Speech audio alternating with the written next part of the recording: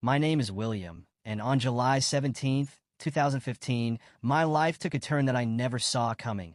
A journey that changed the way I see the world, life, and even death itself. What I'm about to share might sound surreal, even impossible, but I assure you, every moment of it is etched into my soul.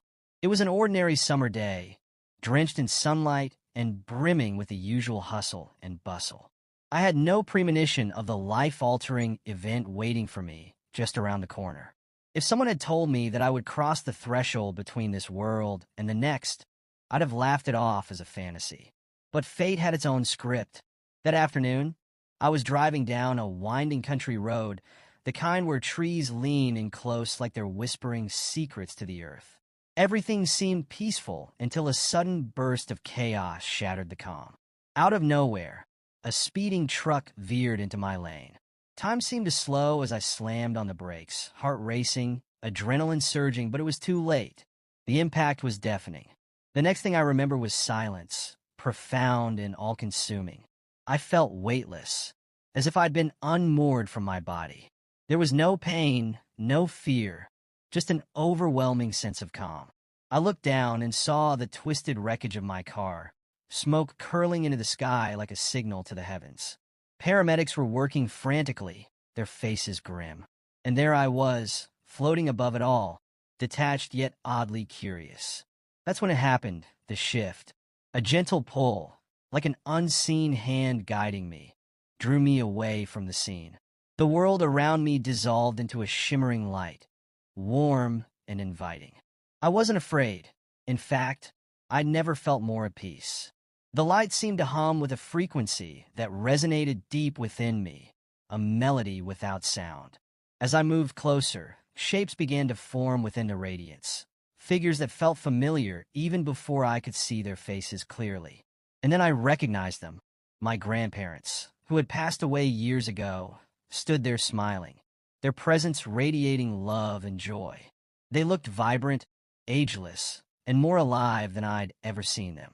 "Welcome, William," my grandfather said, his voice warm and steady. "We've been waiting for you." Tears welled up in my eyes, though I had no body to cry from. It was a strange paradox, feeling intensely without the physical vessel to hold those feelings.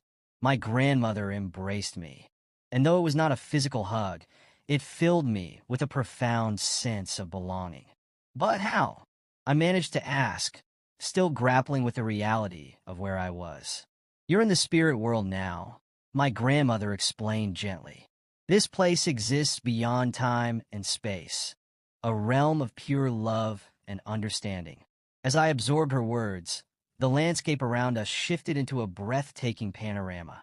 Rolling fields of golden light, rivers that shimmered like liquid diamonds, and a sky painted with hues that defied earthly description.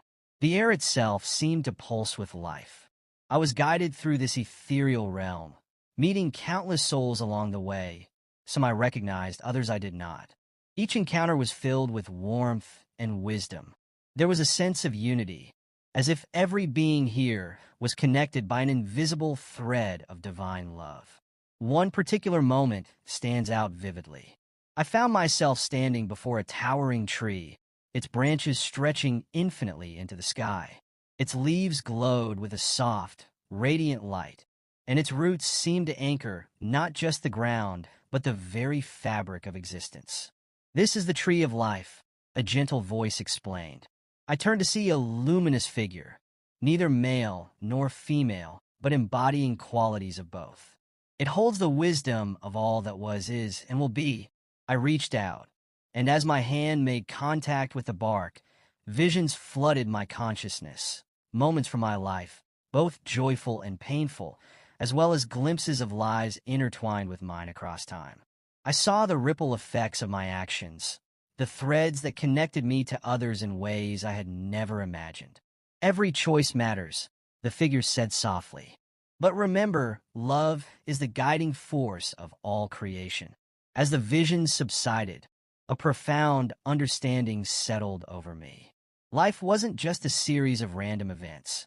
It was a tapestry woven with intention, purpose, and infinite love. Eventually, I was led to a shimmering portal, its surface rippling like water in the moonlight. My grandparents stood beside me once more. "It's not your time yet," my grandfather said gently. "You have more to do in the world." I wanted to protest, to stay in this place of boundless peace and love. But deep down, I knew he was right. There were lessons to carry back, a life still waiting to be lived. "We'll always be with you," my grandmother assured me. "Just listen with your heart." With a final embrace, they guided me toward the portal. As I stepped through, the radiant world faded, and I was pulled back into the physical realm. Gasping for breath, I opened my eyes to find myself in a hospital room, surrounded by beeping monitors and worried faces. The pain was overwhelming, but so was the gratitude. I had been given a second chance. In the years since that fateful day, I've often reflected on my journey to the spirit world. It shaped the way I live, love, and connect with others. I no longer fear death, for I know it's not an end, but a transition to something far more beautiful than we can imagine. I share this story not to convince anyone, but simply to offer a glimpse of what lies beyond. Life is precious, and love is the thread that binds us all, both here and in the realms beyond. And for that, I am eternally grateful.